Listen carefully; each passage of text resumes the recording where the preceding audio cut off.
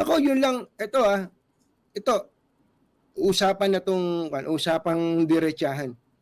Tantanan nyo na yung pagbili-bili ng mga projects. Pagka hindi nagsalita si Pangulong Bongbong Marcos Jr. dito, gusto Naku, kong sabihin, kinukonsinti niya ang naku. katiwalian sa pamahalaan. Kasi dati nahihiya pa eh.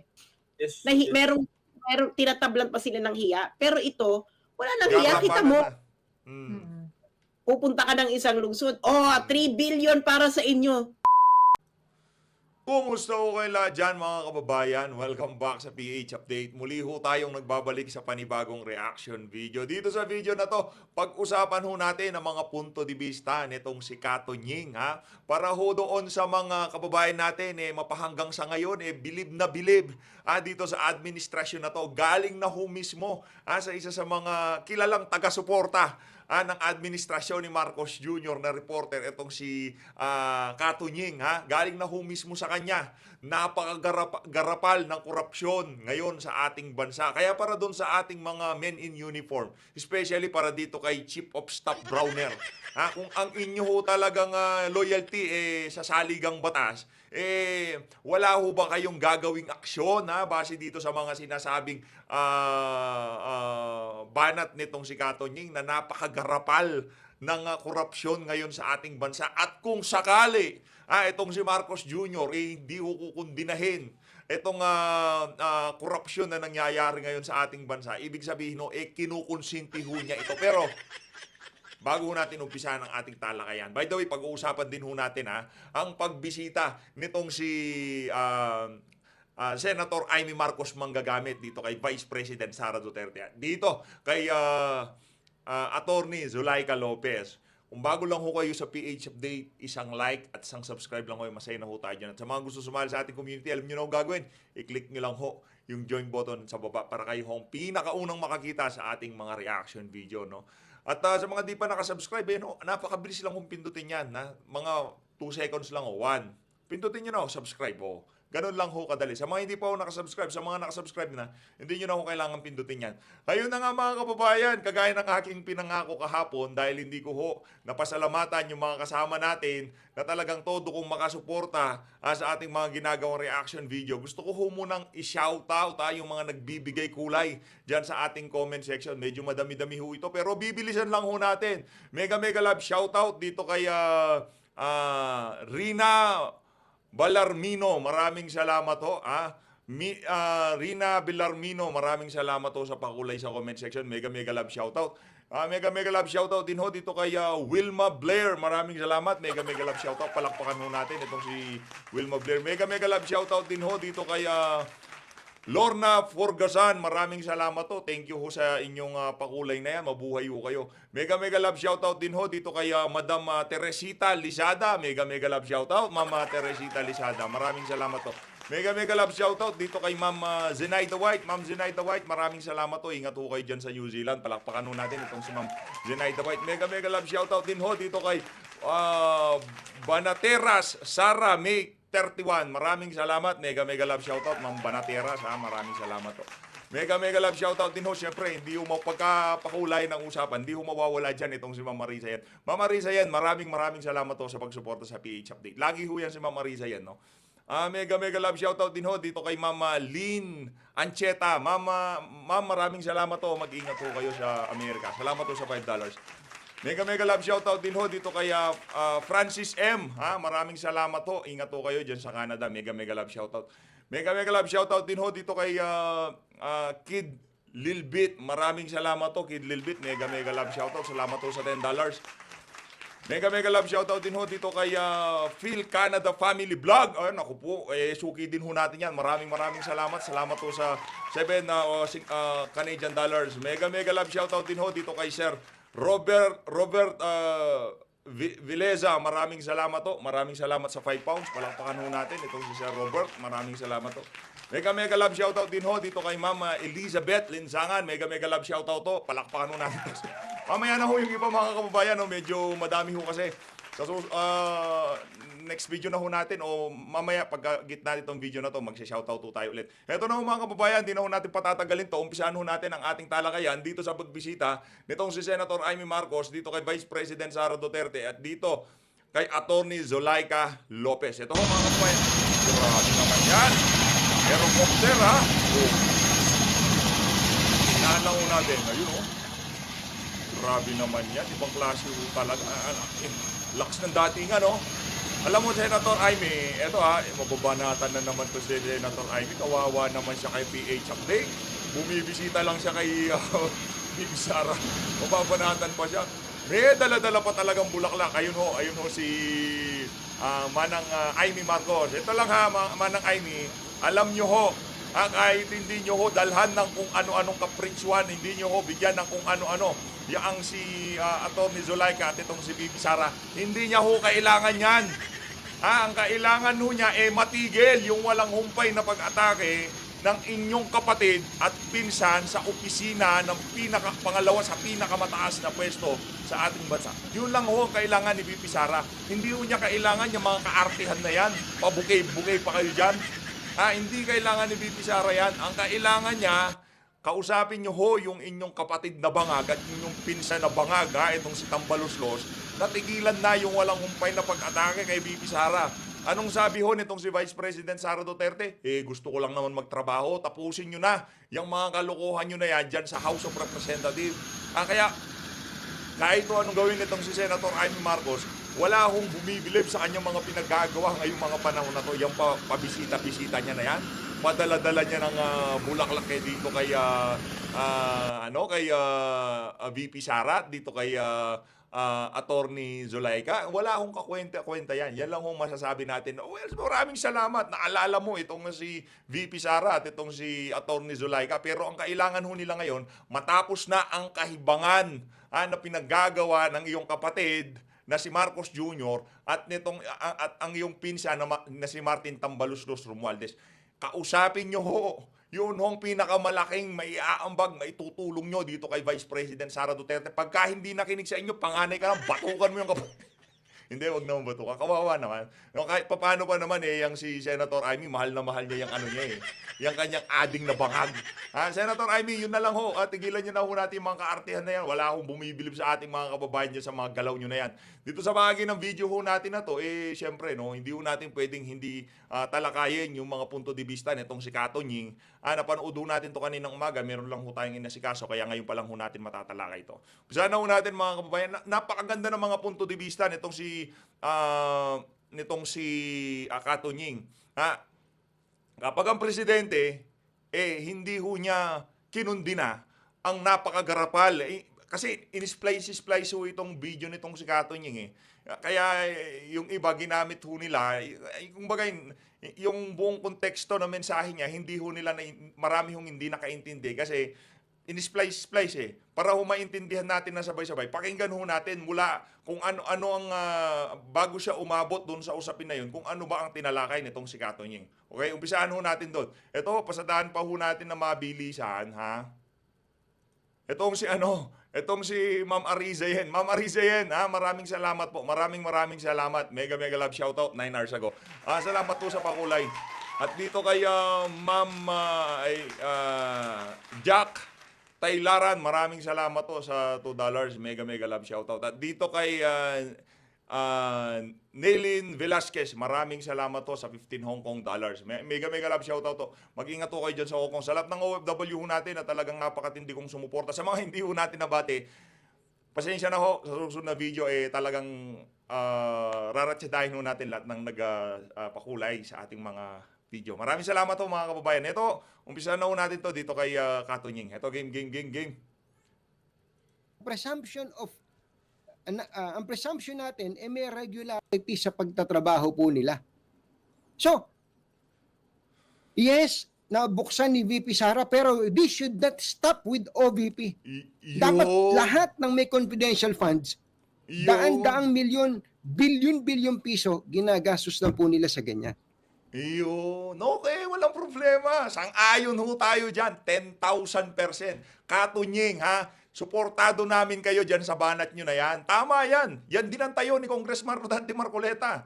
Diba? Yarin lamang binuksan natin yung usapin dyan sa confidential fund nitong si Vice President Sara Duterte. Bakit hindi natin lahatin Yung hindi, wala tayong sinisino. Porket ito, Vice Presidente, nakikita ng sambayan ng Pilipino, nangunguna siya sa survey, kaya ngayon winawasak niyo siya sa pamamagitan ng confidential fund. Meron ng itong si Marcos Jr., yung mga GOCCs, yung si Tamba, sabi, meron din daw ho yan. O dapat ho pati yung confidential fund ng mga individual na to, pag-usapan din ho natin. Kaya dapat nga, actually blessing in disguise to. Halimbawa, tayo naniniwala tayo na ginamit ni VP Sara yung confidential fund niya para sa kapakanan ng ating mga kabataan, sa kapakanan ng ating bansa. Ngayon, siguro, marami ho talagang umaabuso dyan sa confidential fund na nabuksan na yung usapin, kaya dapat ho, hindi na lang ho itong si Vice President Sara ang imbestigahan natin. Lahat ho ng ahensya, lahat ho ng individual na tumatanggap ng confidential fund at ayusin natin yung pagwaldas ng confidential fund na yan. Para fair lang. Kasi yarin lamang na binabuin itong si VP Sara dyan sa confidential fund as well, na yan, might as well na lahatin na natin. Huwag natin sinuhin, wala tayong sisinuhin. Porket presidente, porket speaker, porket ganito yan, hindi natin gagalawin. Focus lang natin si VP dahil siya ang nakikitang magiging presidente sa mga susunod na panahon. Unfair naman ho yun. Tuloy. Mga kababayan, nakikita niyo po ba yung sitwasyon? Kaya lang, ang problema kay VP Sara, sa totoo lang, ako kampi pa nga ako sa kanya sa una. Kaya lang, dapat medyo nirerendahan niya yung kanyang sarili sa pagsasalita. Para sabihin niyang naiisip niya, pinupugutan niya yung mga... those words should not come from the mouth of a sitting vice president, the number 2 top official of the land. Ano naman ho yun mga kababayan? Kanya-kanya namang pananaw yun.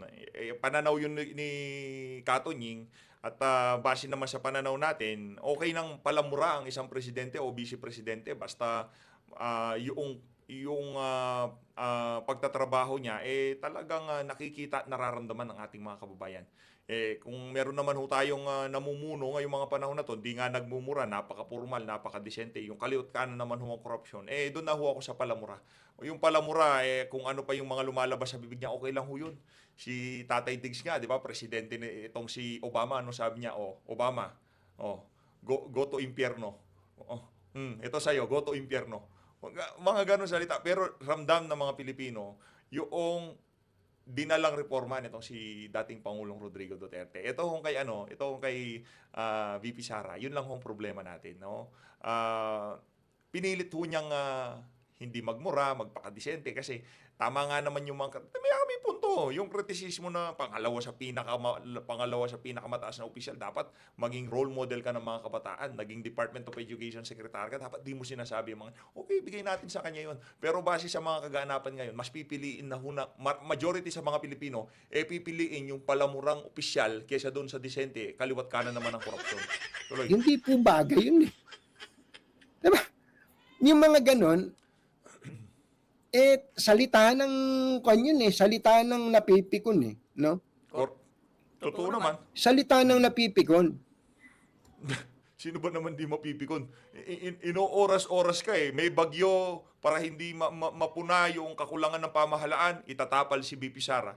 Merong nangyayaring kaguluhan para hindi mapag-usapan yung mga kaguluhan, itatapal si VP Sara. Merong kapalpakan ng pamahalaan para hindi mapag-usapan, itatapal si VP Sara. Kaya wala tayong magawa kung magsalita si VP Sara ng ganyan kasi sobra na ho Kaliwat kanan na pagbira sa kanya, di ba? Walang humpay, umaga, tanghali, merienda, hapon, meron pa hong midnight snack, anak ng tao. Kaya walang mangyayari sa bayan natin. Ang tanong, ako ba ay naniniwala na garapal ang katiwalian sa pamahalaan sa ilalim ng kasalukuyang administrasyon? I-quote niyo po ako dito. Ako ay naniniwala na garapal ang katiwalian sa pamahalaan sa ilalim ni Pangulong Bongbong Marcos ngayon. Sasabihin, Maliwanag pa ho sa sikat ng araw, kaya para sa kay AFP Chief, Kung ang inyong loyalty nasa saligang batas, nasa konstitusyon, nasa taong bayan, hindi ho ba sa interes ng ating mga kababayan at ng saligang batas kung kukundanihin nyo ang kaliwat kanan na korupsyon na nangyayari ngayon sa ating bansa? Hindi lang ho yan base dito kay Kato Nying. Base din ho yan kay Vice President Sara Duterte na napakatindi. Bilyon-bilyon ang nangyayaring korupsyon ngayon sa ating bansa. Para dito kay Romeo Browner Jr. Sir, nakakatulog pa ho ba kayo ng mahimbing? Akala ko ho bang nasa saligang batas at nasa sambayan ng Pilipino ang inyong loyalty? Paano ho kayo naging loyal? Sa sambayan ng Pilipino, pinagnanakawan ho, hindi ho si Kato Nying, ng mga walang yang politiko, yung mga taong pinaglilingkuran nyo, which is ang taong bayan. Kanino kayo loyal? Doon sa mga politiko na kung saan meron kayong pakinabang at naglagay sa inyo sa pwesto? Ang kakapal ng mga mukha nyo. Tuloy. Ko po sa inyo yan. Grabe. Garapal. Garapal. Kaya, kung meron man pong dapat na umaksyon dito, dapat si Pangulong Bongbong Marcos. Yung. Si Pangulong Bongbong Marcos should act immediately. Ngayon na. Dapat, Parang, nung narinig ko ito, parang di si Kato Nying nagsasalita. Parang di talaga si Kato Nying. Parang ibang tao nagsasalita. Pero masaya tayo. Dahil yung mga dating talagang hindi naman pinagtatanggol, pero naririnig natin na kumbaga yung kanilang pagsasalita, binibigyan nila ng leeway yung administrasyon. Kung sa kanila na nanggagaling itong mga ganitong klaseng litanya, ito yung, Kato Nying, huwag naman sana magalit si Kato Nying, ito'y base lamang ho sa aming pandinig at sa nababasa natin sa social media. Pero ngayon kami ho'y natutuwa dahil hindi naman sa kinakampihan niya si VP Sara, kino-call out lang ho niya yung mga kalokohan na nangyayari sa administrasyon na to. Doon ho tayo natutuwa. Kakampi ba natin si Kato Nying dito sa laban na to? Hindi. Pero nasa tama. Itong mga sinasabi niya na to, dapat ho nating palakpakan. Diba? Yung iba ho dyan, napakatahimik nila. Pagdating sa korupsyon ngayon sa ating bansa, di ho sila nagsasalita. Yung ibang mga newscaster, yung mga ibang mga anchor, hindi ho nila pinapansin kasi busog na busog ang kanilang mga bulsa ngayong mga panahon na to. Di ba? Kaya tayo kaninang nakita natin to, kahit pa paano natuwa tayo dito kay Kato Nying. At least hindi lang yung mga taga-opposition ang nagsasabi na napakatindi ng korupsyon. Pati na yung mga individual na hindi natin mawari kung okay. dapat magsalita si Pangulong Bongbong Marcos tungkol sa mga porsyento ng mga congressman, pati ng Naku. mga senador sa mga Naku. government projects. Naku po! Pagka hindi nagsalita si Pangulong Bongbong Marcos Jr. dito, gusto kong sabihin, kinukonsinti niya ang katiwalian sa pamahalaan. Pero ngayon po, garapal po ang katiwalian sa pamahalaan. Chief of Staff, AFP Chief of Staff, Romeo Browner, galing na ho dito kay Kato Nying, nakakatulog pa ho ba kayo ng mahimbing? Saan ho ba ang tayo ng ating AFP ngayong mga panahon na to? Interes pa ba ng mga Pilipinong pinaglilingkuran nyo ang pinoprotektahan nyo dito? O interes ng mga opisyal ng pamahalaan o yung mga politiko ang pinagtatanggol nyo dito sa mga nangyayari na to? Kinukonsinti nyo rin ho ba kayo dyan sa AFP ang mga nangyayaring korupsyon ngayon sa ating bansa? Nagtatanong lang naman ho tayo. Kasi sinasabi nitong si Browner, interes daw ng sambayan ng Pilipino ang kanilang pinagtatanggol Di ba? Kaya kung non-partisan daw sila, interes ng ang loyalty daw ho nila nasa saligang batas. Ang ating saligang batas naman kapakanan ng sambayanan ang inuuna diyan. Ngayon, ang korupsyon ho ba hindi banta para sa kapakanan at proteksyon ng ating mga kababayan dahil pera ho ng sambayan ng Pilipino ang ninanakaw ho nila diyan. Para sa mga taga-AFP diyan, mag-isip-isip na ho kayo. Huwag niyo nang hintayin na yung sambayan ng Pilipino sila na ho ang lumabas sa karsada at manawagan ng kung anumang panawagan, magdasal o magtipon-tipon at doon pa lang kayo kikilos. Ewan ho natin.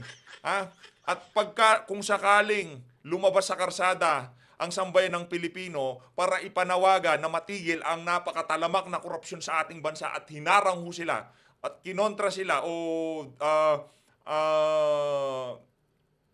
pinigilan sila nitong mga otoridad na to, meron ho talaga tayong problema dyan. Wala na ho talagang masasandalan, matatawagan ang sambayan ng Pilipino. Oh, di ba? Wala na ho eh. Si BP nga, di ba? Ano na, talagang hindi na ho nila malaman kung anong gagawin nila dito kay Atty. Zulaika. Nagsusuka, nawawala na, nahihimatay na. Meron palang ambulansya sa labas. Hindi man ho pinasok. Anak ng toko ah. Garapan ang katiwalian sa pamahalaan. And if the president does not lift a finger, ibig sabihin, kinukonsinti niya ang katiwalian sa pamahalaan. Saludo, saludo. Yan po yung sinasabi natin. Tama. Minessage ko po sila dyan tungkol dyan. Sabi ko, kung hindi, ako po, kahit papano, nakakapag-message ako sa ibang mga nasa inner circle. Grabe po. Grabe po ang katiwalian sa mga government projects ngayon. I-quote nyo po ako dyan, kung gusto nyo i-quote ako. Sa totoo po, ito hamon sa Pangulo. Hamon sa Pangulo, dapat gawin niya. Ako yun lang, ito,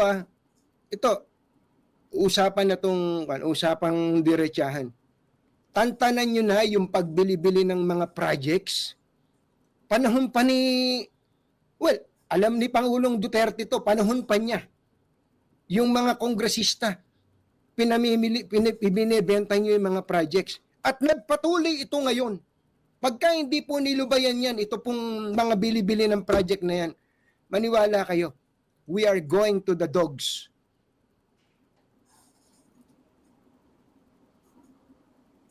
May problema ba ang administrasyon? Meron. May problema ba si speaker? Meron. Nako. Pero that does not insulate Vice President Sara Duterte sa mga kamalian. Yung mga, ang problema kasi sa kanya, sasagutin lang eh. Kung meron bang katiwalian, kung wala, ba't ka matatakot humarap doon? Ikaw nga yung nakakaalam kung merong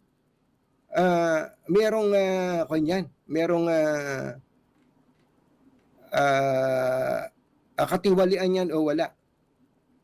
Saka naman nakakita. Apat na withdrawal ng 125 million.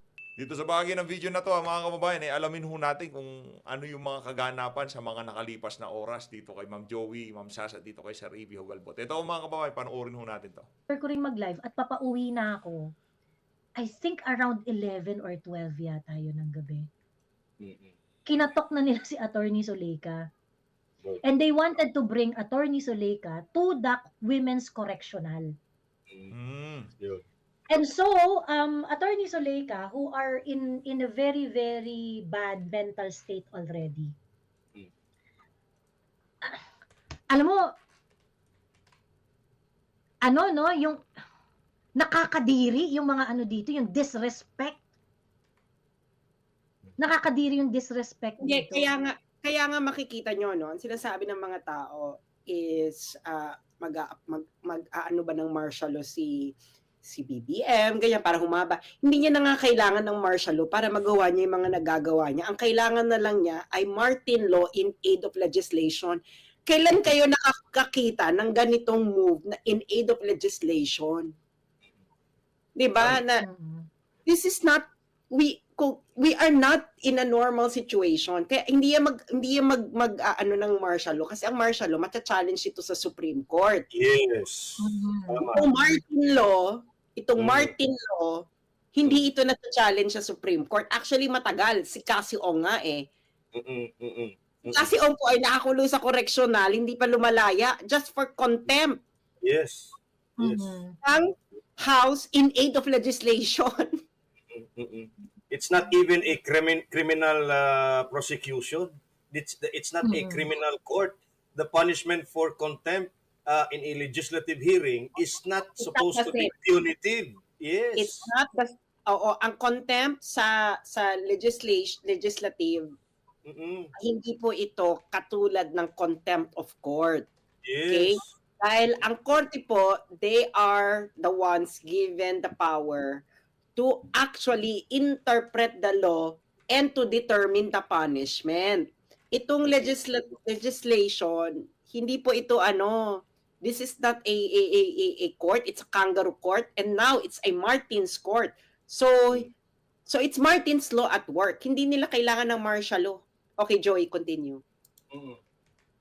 Correct.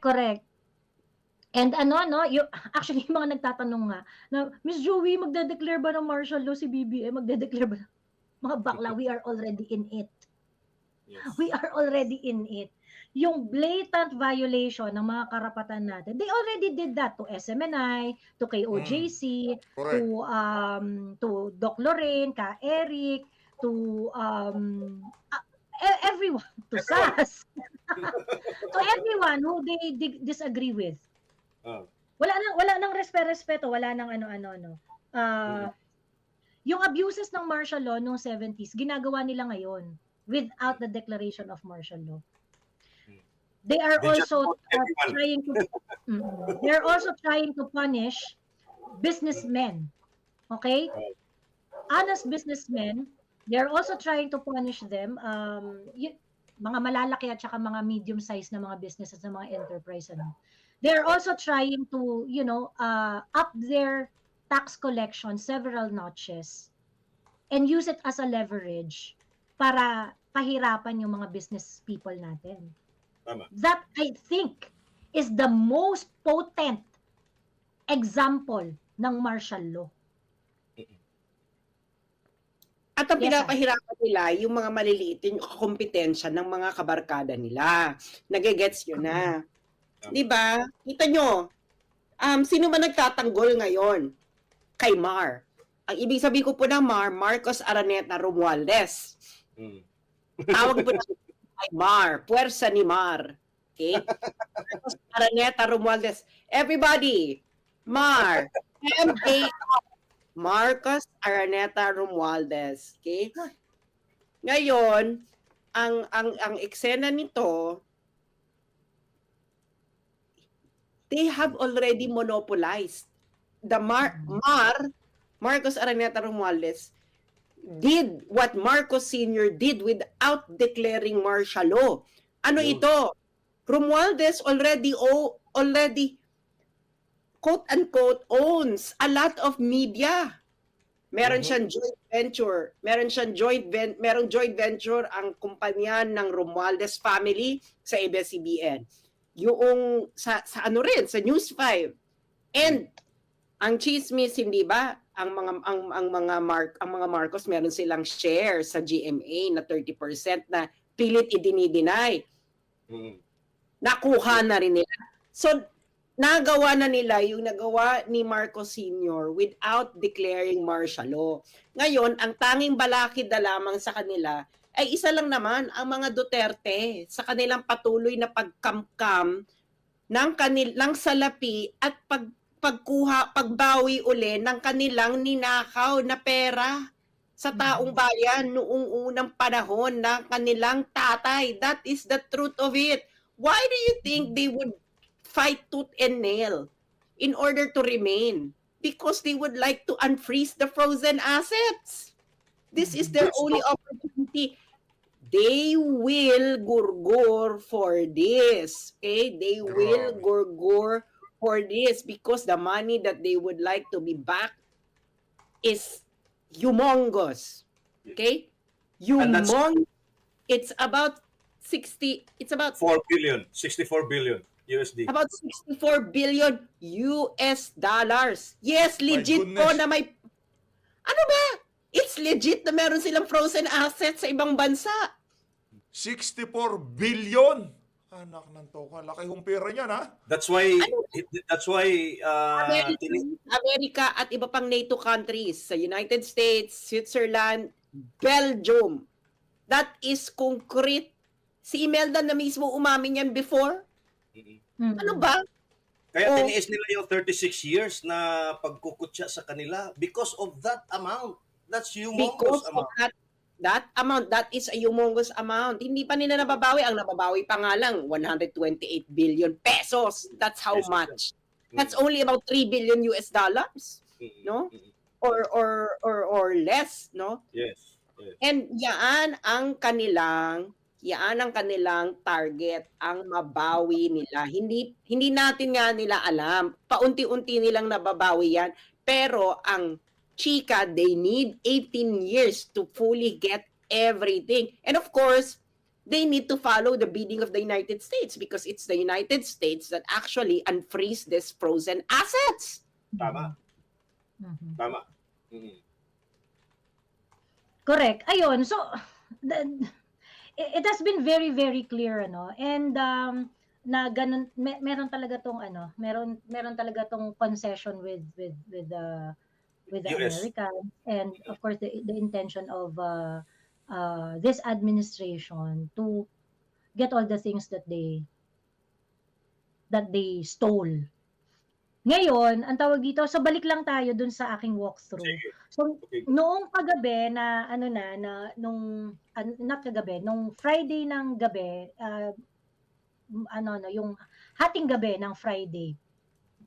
So, Nagdi-dinner na kayo Wala sana, di ba, Joey? Nag-dinner kayo. Ha? Di ba, nag-dinner na kayo at pauwi na sana kayo. oo, akala namin Pero okay na, pauwi pero- kami. Pero let me just clarify, hindi ito yung ninakaw sa Kabanang Bayan because the revenues of the Philippines during that time was just really low. But this is the money that the family made by the virtue of their position, like bribes, etc. and so on. Pero yung sasabihin mong ninakaw nila to sa Kabanang Bayan, that is statistically impossible dahil maliit ang revenues. Oo. Maliit ang tax revenues noon. Yeah. Oo. So this is really yung nagawa nilang pera using their position. The position of the father. Yes, oo. So magkaiba yon. So And magkaiba even money from other oligarchs at that time. Yes, yung share nila dun sa mga kumpanya ng mga cronies nila because they gave the company. So lilinawin ko lang yan ha. Hindi ito it's for me it's impossible na galing ito sa Kabanang Bayan because the tax revenues ay maliit. So ito yung mga kinita nila by virtue of their position. Of their position. Yes, exactly. They stole using the opportunities that their office present. Tinake advantage na in order to to get all those wealth and richness. Ayan. By force in some cases pa nga. Oo. True. Ayun. Ayan. Okay. Well, anyway, so yun na nga, no,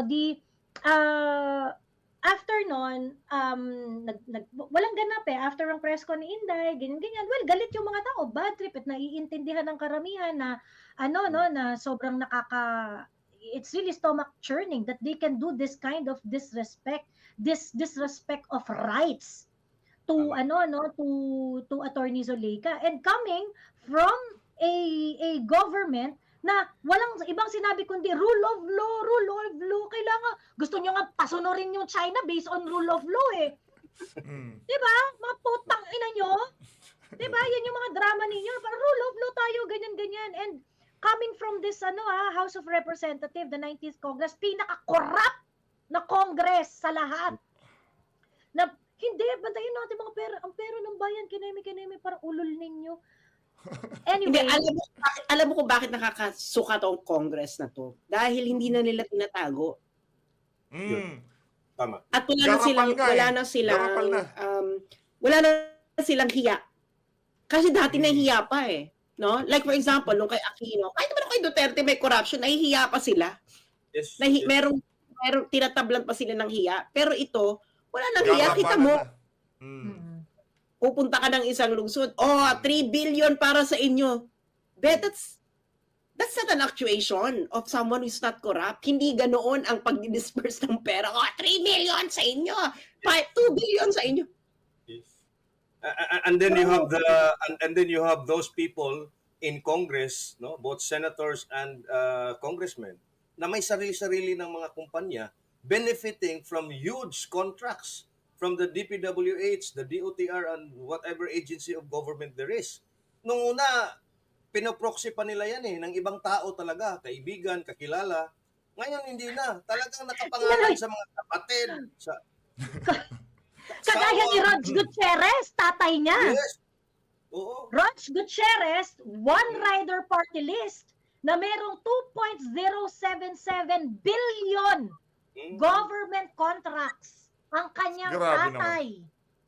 That's na how brazen they are. kontraktor. Wala na tong hiya. Sinasabi, alam nyo, kaya itong walang hiya, because they know, they believe na that this system is actually for the long haul.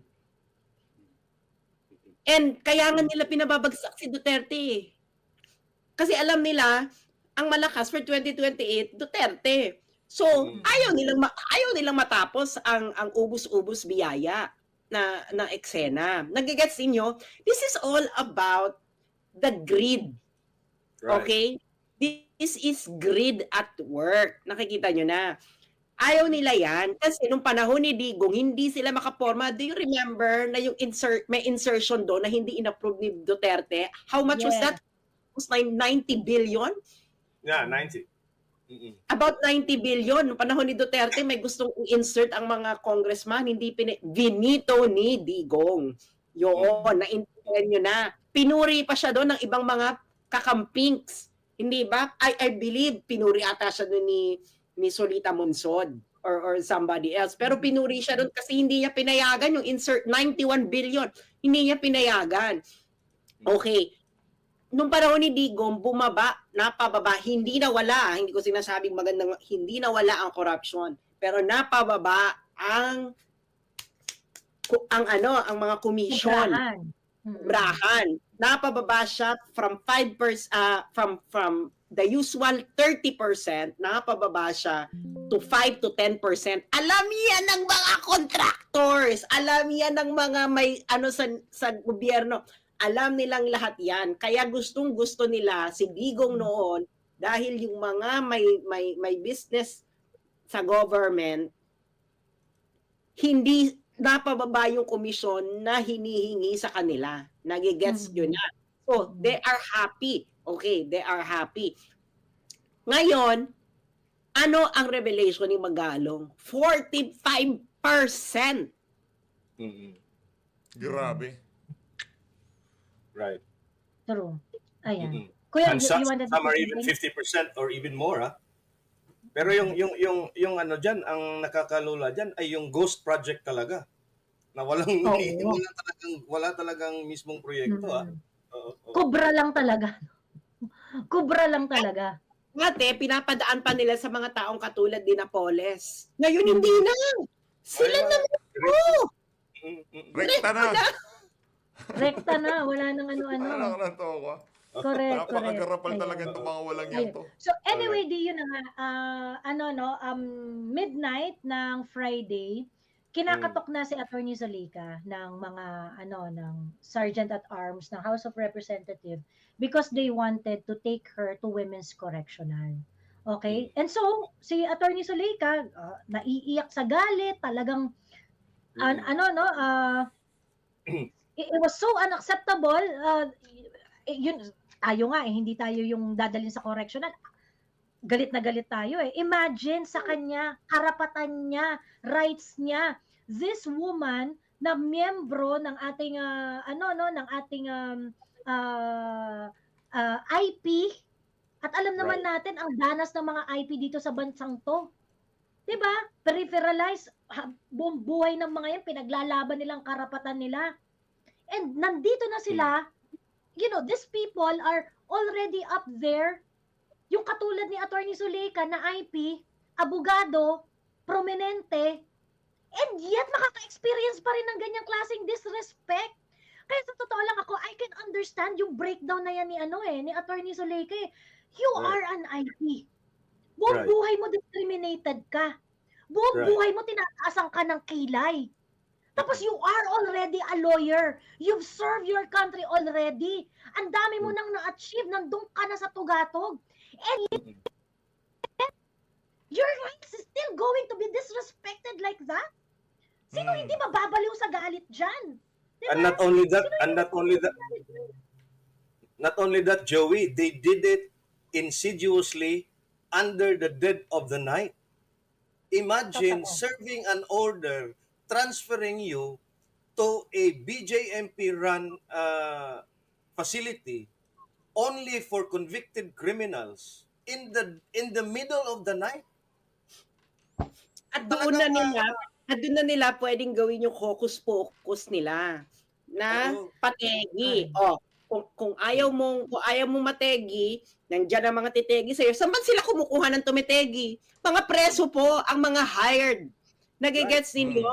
Mga preso Kasi nasa ang mga loob na eh. hired. Magpapalabas nila yung preso, tapos yung preso papategi nila. Ganun di ba ang ginawa kay Percy Lapid? Right. Di ba? Alam nyo na ngayon kung sino ang may modus na ganon. Hindi yan si Bantag. No, hindi yan si Bantag. Nasabi ko na sa inyo. Balikan ninyo ang mga tinitira ni Percy Lapid noon at ano ang niya before siya mategi. Anyway, ito ay nangyari na ito nung panahon ng tatay. Yung mga ganyang tip, yung mga sa gabi, uhulihin. Di ba? Alam mo ba yung kay Laila de Lima, nung na-issuean siya ng warrant of arrest, ang sabi niya noon, pwede bang mabisita ko muna yung mga anak ko? Hindi ba nakauwi muna siya sa pamilya niya, na ganun siya. Tapos, siya kinulong sa krame, na kung hindi sa regular jail. Do you see the difference? See the difference? And even more insulting, De Lima was charged with criminal offenses. Attorney Lopez is just being cited for contempt. Diba? Oo. So ganun. Correct. Mhm. Hindi criminal yung issue kay Attorney Zulaika. Anyway, and so Mind you, Joey, ha, mga kababayan, SAS, no?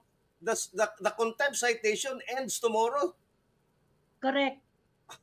So why the need? Why the need to transfer her to the Women's Correctional? If not to intimidate everyone, including the VP. Kaya it's very clear that they wanted to put Attorney Zulaika somewhere where Inday Sara cannot be there. Mhm. 'Di ba? Kasi alam nila hindi naman po pwedeng pumasok doon si sa Women's Correctional, mag-spend ng night si Inday Sara sa Women's Correctional. It's really very scary sa part ni Attorney Zulaika kasi talagang napapatayin siya diyan eh. Kung hindi ibibigay ni Attorney Zulaika whatever they wanted from her, kung ano man 'yon. And I'm pretty sure isa sa pinaka-nervyos nila diyan is Attorney Zulaika went to the US. And they're probably speculating na baka kinuha niya yung records kinemi. Ito naman mga tanga na to. Tingin niyo ba kailangan pa pumunta ni Attorney Zulaika ng US para makuha yung records? Pero, kaya tinarget yan si Attorney Zulaika, galing siya ng US. So, Galing siya baka ng US. may gusto silang i-extract. This is torture. Yung ginawa nila kay Zulaika is torture. The violation of anti-torture law. Nagigets yung, di ba kinuha pa yung mga cellphones? You cannot do that. Tama doon si Sara. That's robbery. You cannot deprive someone of property, liberty, property, life, Liberty, and property. liberty without due process of law. So bakit yun ninakaw yung mga cellphone nila? That's not allowed. That's not allowed. Nakikita nyo na lahat ng ginagawa nila ay meron silang gustong i-extract na information kay Zulaika. And I believe they think that Zulaika got something from the United States. Yaan ang totoo dyan. Diba? Ito naman, kaya ito nangyayari sa atin ngayon, this is now a collusion. No, collusion, ibig sabihin kampihan, nagkakampihan na ang puwersa nila Franz Castro, Martin Romualdez, at Marcos. Dahil Yun, ang sarap ng talakayan nila. Sarap na.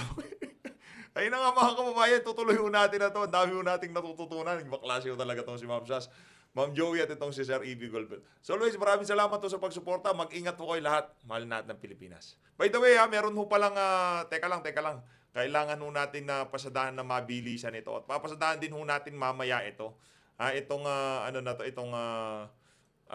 panawagan May gathering ulit sa Veterans Today. Show up. Ready nyo mga placards nyo. Ayan ho ang post nitong si Ma'am Joey, Joey Cruz kaninang 12 siguro mga 1 hour ago pa lang ho yan. Kung napapanood nyo ho ito, siguro mga 1.5 hour ago.